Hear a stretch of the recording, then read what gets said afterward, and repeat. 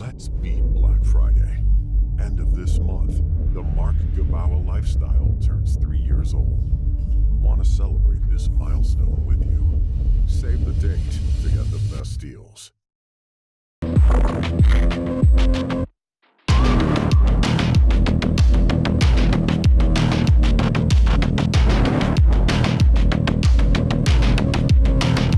Herzlich willkommen, mein Name ist Mark Geber und heute bin ich mal wieder bei dem Tarek. Wie geht's? Schön, dass du hier bist. Ja, ist fast ein Stammgast geworden zum Thema Vintage-Uhren. Auch nach dem Livestream habt ihr sehr viel Interesse beurkundet und heute sind wir hier für eine Premiere. Ja, du hast Sachen auf dem Tisch. Hat noch keiner gesehen. Ja, die hat noch keiner gesehen und an einem Platz diese Uhren so zu vereinen, das kostet eine Menge Geld und Kontakte. Ja, und es ist schwierig zu finden. Geld ist zweitrangig, ich muss sie erst mal finden. Um jetzt mal so ein kleines Update zu geben, wir alle haben so ein bisschen mitbekommen, die Preise haben sich so adaptiert, manche Uhren sind günstiger geworden. Im Vintage-Markt, was ist da passiert? Ja, ich sag mal, der gesamte Markt, Mut, da kommt, ich glaube, nach Russland dazu, da kommt der Krypto zusammen, also ich sag mal, Zusammenbruch dazu, verschiedene Faktoren einfach haben dazu geführt, dass der Mut, dass der Käufermarkt ein bisschen ruhiger geworden ist. Ich glaube nicht, dass wir das wirklich Crash nennen können, sondern dass sich einfach gerade etwas, der Markt, so die Preise sich etwas legen, das ist gut für die Leute, die in den Markt reinkommen wollen und das wird sich wieder geben. Ich meine, das hatten wir schon in meiner Karriere schon 4-5 Mal.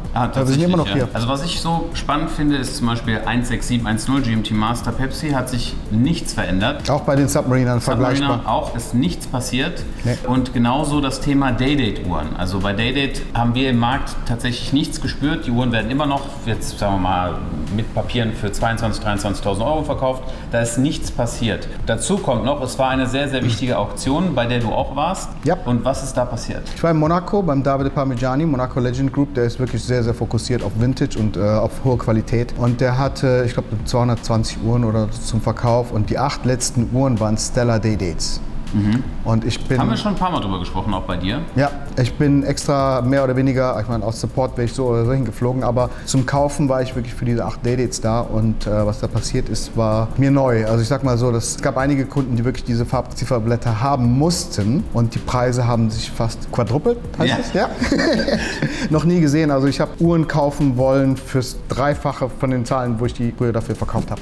Also das ist unglaublich. Also Day-Date, da sieht man, dass einiges passiert. Ja. Und das wäre jetzt auch, sage ich mal so, vielleicht so ein Tipp an die Leute, die jetzt in den Markt rein möchten, sich vielleicht eventuell mit diesem Thema Day-Date mal auseinanderzusetzen. Das hier ist jetzt die absolute Speerspitze, die man in dem Bereich hat, richtig? Genau. Aber ich sag mal so, grundsätzlich, ich glaube, du wirst ja auch agreeen, dass Day-Dates immer zu günstig waren. Ja, auch heute noch. Ne? Ja. Also auch heute haben wir immer noch spezielle Ziffernblätter, die selten produziert worden sind für dasselbe, was einfach eine moderne Day-Date 36 mm zum Beispiel kostet. Ne? Ja. Und wenn wir jetzt bei der Basis mal anfangen, das ist ja so ein Know-how, was man wissen sollte. Ne? Also wir sehen jetzt Oyster Perpetual, die Farbzifferblätter. Das war ja der Ursprung dieser Blätter, richtig? Richtig. Was ist das? In den 70er Jahren hat Rolex einfach mal etwas gemacht, was niemand erwartet hat. Und zwar in Day-Dates, die nur in Gelbgold, Weißgold, Roségold und Platin gemacht werden. In Roségold und Platin wurden keine gemacht. Weißgold und Gelbgold haben die lackierte Farbzifferblätter rausgebracht. Diese Zifferblätter wurden gemacht von der Firma Stella SA Schweiz. Und Rolex hat später diese Firma gekauft. Die haben diese speziellen lackierten Zifferblätter gemacht in Regenbogenfarben. Regenbogenfarben von Oxblood, also Burgundy, über Grün, Blau, Orange, Peach bis hin zu Gelb, zum Beispiel Lilac. Ich sag mal so, die Seltenheit und der Preis hängt von der Farbe ab. Okay. Kann man so eigentlich generalisieren. Was ist das günstigste? Das günstigste ist Oxblood, das ist so eine Burgundy-Farbe, so ein Bordeaux-Rot, Ja. was in manchen Lichtverhältnissen auch ein bisschen bräunlich aussieht. Ja, super Farbe, sehr elegant und das ist so die Einsteiger-Stella-Farbe. Wenn man jetzt mal auf Chrono24 schaut, da gibt es ja, sage ich mal, so gut wie gar nichts in diesem Day-Date-Bereich. Also wieso ist das so? Also man findet weder Informationen noch irgendwie, also Stella jetzt, wenn man etwas kaufen möchte, dann gibt es auch nichts. Du findest kaum welche auf dem Markt. Da fühle mich ein bisschen manchmal wie Indiana Jones, der nach dem Heiligen Gral sucht. Ja. Das ist ja der feine Unterschied zwischen neuen Uhren und Sachen wie diesen. Ich sag mal, bei neuen Uhren ist es quasi so, du kannst die Uhr kaufen, wann du willst, wo du willst, für den Preis du willst. Also so du wirst viele finden. Du kannst dein Geld ausgeben. Wenn es um solche Uhren geht, dann laufen laufen wir mit Geld rum und wissen nicht, wo wir es ausgeben können. Und dann müssen wir eine Uhr finden und wetten und dann untersuchen und gucken, ob das die Qualitätsvoraussetzungen erfüllt. Und dann kann man eine Uhr kaufen. Also, wenn man sich jetzt mit Stella auseinandersetzt, was sind so Sachen, wonach du gehst? So, die Farben. Im Moment, sage ich mal, sind alle Farben interessant, weil du halt kaum was findest. Ah, Tiffany ist schon. Ja. Tiffany ist die Farbe. Tiffany ist die Farbe. Wir haben auch gelbe verkauft, wir haben auch lila verkauft. Es geht darum, dass der Lack unbeschädigt ist. Natürlich kann der altern. Altern heißt, manchmal bekommt er ganz kleine Risse drin, manchmal verändert sich die Farbe ein bisschen. Man darf nicht vergessen, etwas sehr, sehr Wichtiges ist, dass der Lack für jedes einzelne Zifferblatt separat von Hand gemischt worden ist. Okay, So, also das alle ist- sind unterschiedlich. Also sehr, sehr viele, also wenn du 3 verschiedene grüne Uhren am Tisch liegen hast, die Sind ja können, auch alle unterschiedlich. die können alle verschiedene Helligkeiten, Dunkelheiten, die Brillanz ist unterschiedlich. So, und dann kann es natürlich sein, dass die Farben innerhalb von den 30, 40 letzten Jahren einfach sich verändert haben. Das wird dann unique. Und wenn wir jetzt mal auf die erste Uhr eingehen, nehmen wir jetzt mal hier Ja. zur Rechten. Was haben wir hier? So, das ist eine 18388 Quickset von 1991. 18388 bedeutet, dass die Lünette und die Anstöße Factory Brillantbesatz haben. Okay. So, diese Uhren grundsätzlich haben immer ein Diamantzifferblatt gehabt. Das eine oder das andere, entweder ist ein Pavé-Zifferblatt oder eins mit Indexes oder mit Baguettes. So, hier ist ein Stella-Zifferblatt drin mit Diamanten. Aber nennt man das, also ich weiß nicht, nennt man das Ghost, weil man hier die Schrift nicht so sehen kann? Also es gibt Stellas, wurden gemacht, die haben schwarzen Print gehabt, also die Grafik auf den Zifferblättern schwarz oder Gold. Und mit der Zeit kann halt das Gold ein bisschen ghosty werden. Okay. Weg. Ne? Ja. Kann ein bisschen weggehen. Also in bestimmten Lichtverhältnissen kannst du es gut lesen, hier kannst du es gerade leicht lesen. Wo liegt sowas jetzt preislich? Die liegt jetzt preislich um die $150.000.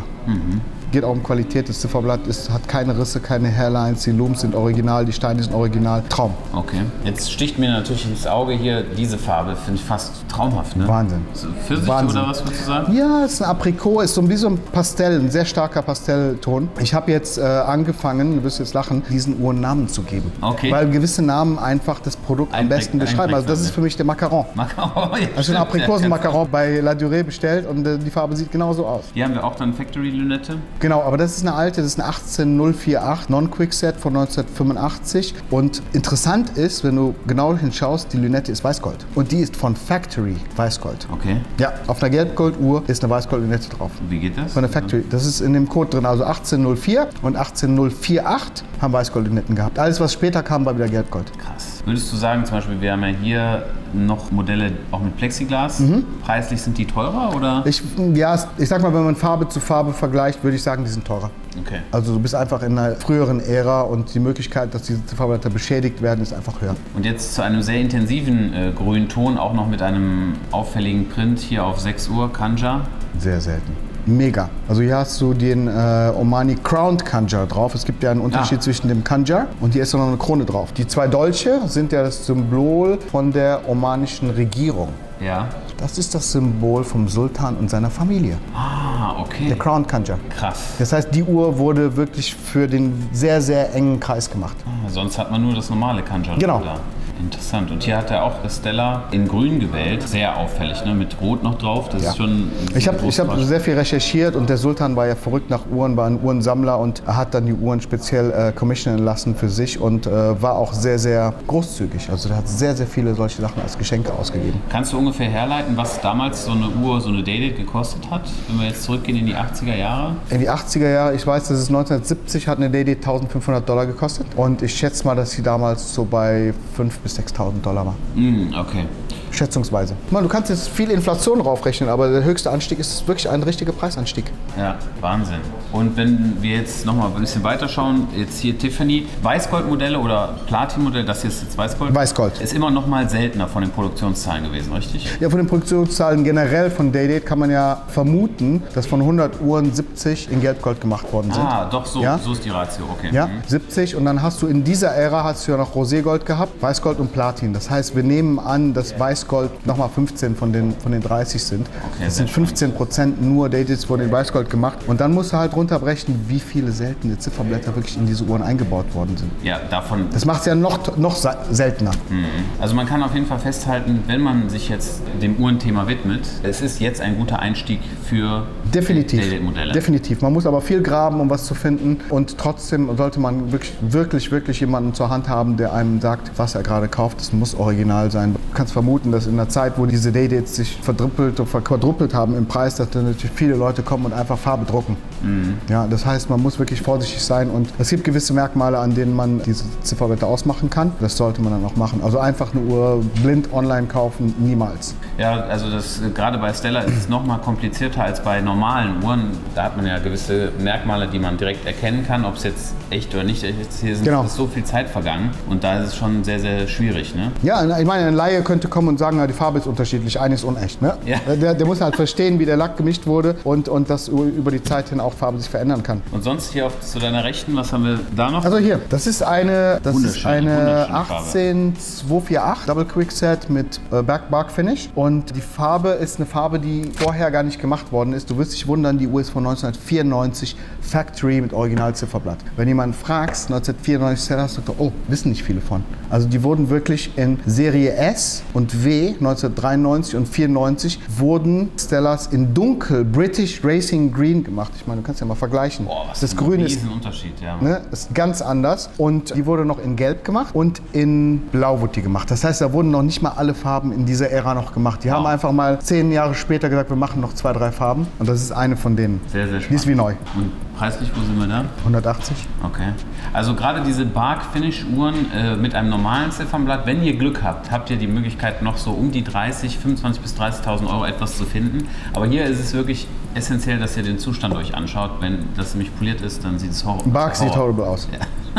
Das sieht ausgenudelt aus. Ja, genau. Also ich muss sagen, vielen, vielen Dank für das Zeigen mal wieder. Wir freuen uns natürlich, wenn du mal wieder in Deutschland bist. Sehr gerne. Im Livestream vorbeischaust. Und falls ihr Interesse an den Uhren habt, schaut gerne in der Beschreibung vorbei. Da ist alles verlinkt und wirklich eine tolle, tolle Auswahl. Und wir freuen uns aufs nächste Mal. Super. Bis dann. Ciao, ciao. Ciao.